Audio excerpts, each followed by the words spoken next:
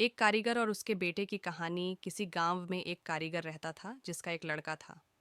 कारीगर अपनी छोटी सी झोपड़ी में टोकरी बनाता था, जिन्हें वह 20-20 रुपए में बेचा करता था। अब कारीगर बूढ़ा हो चुका था। उसने सोचा कि मैं अपने बेटे को यह टोकरी बनाने का काम सिखाता हूँ। लड़के से कहा कि तुम उसे सीख लो, मैंने तुम्हारे दादाजी से सीखा है। ये हमारी पीढ़ियों से चला आ रहा काम है। अच्छा काम है। लड़का भी मान गया टोकरी बांधने का काम सीखने को। पिताजी ने लड़का को टोकरी बनानी सिखाई और उसे बाजार में बेचकर आने को कहा। लड़का टोकरी को लेकर बाजार गया और बेचकर आया ही था। पिताजी ने पूछा कि उदास क्यों हो। लड़का बोला कि मेरी बनाई हुई टोकरी केवल 10 रुपये में ही बिकी। पिताजी ने कहा चलो कोई बात नहीं, आज तुम्हें और अच्छी टोकरी बनाना सिखाता हूँ। पिताजी ने और अच्छी टोकरी बनाना सिखाई और उसे बाजार में बेचने को कहा। लड़का टोकरी लेकर बाजार गया और अपनी बनाई टोकरी को 15 रुपये में बेचकर आया। लड़का अब भी उदास था।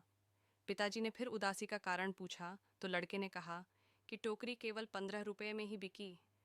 पिताजी ने कहा कोई बात नहीं, धीरे धीरे तुम्हारी बनाई हुई टोकरी अच्छे दामों में बिकने लगेगी, तुम अच्छे से टोकरी बनाना सीखते रहो। पिताजी ने और अधिक अच्छी टोकरी सिखाई और टोकरी बनाकर बेचने को कहा। लड़का बाजार गया और उस दिन उसकी टोकरी 30 रुपये में बिक गई। लड़का बहुत खुश हुआ। पिताजी ने पूछा कि आज कितने रुपए की टोकरी बेची। लड़के ने कहा आज मेरी बनाई टोकरी 30 रुपये की बिकी है। पिताजी ने यह सब सुनकर लड़के से कहा बहुत अच्छा है, चलो आज तुम्हें ऐसी टोकरी सिखाऊंगा जो 40 रुपये में बिक सके। लड़के ने कहा बस पिताजी, आप खुद 20 रुपये की टोकरी बेचते आए हो, आप मुझे 40 की टोकरी बनाना कैसे सिखाओगे। आप रहने दो, आपसे ज़्यादा रुपये की टोकरी तो मैं बनाना जानता हूँ। इतना सुनकर पिताजी ने कहा ऐसा ही कुछ मैंने भी कहा था, जब मेरे पिताजी खुद 15 रुपये की टोकरी बेचते थे और एक दिन मेरी टोकरी 20 रुपये में बिक गई।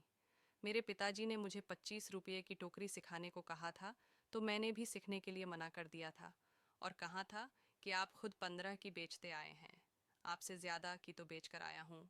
और तब से जीवन भर 20 रुपये की ही टोकरी बेचता रहा, क्योंकि उससे ज़्यादा की टोकरी मैं सीख ही नहीं पाया।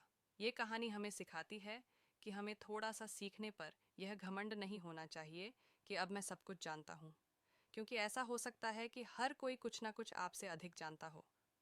हमें हमेशा कुछ ना कुछ सीखते रहना चाहिए।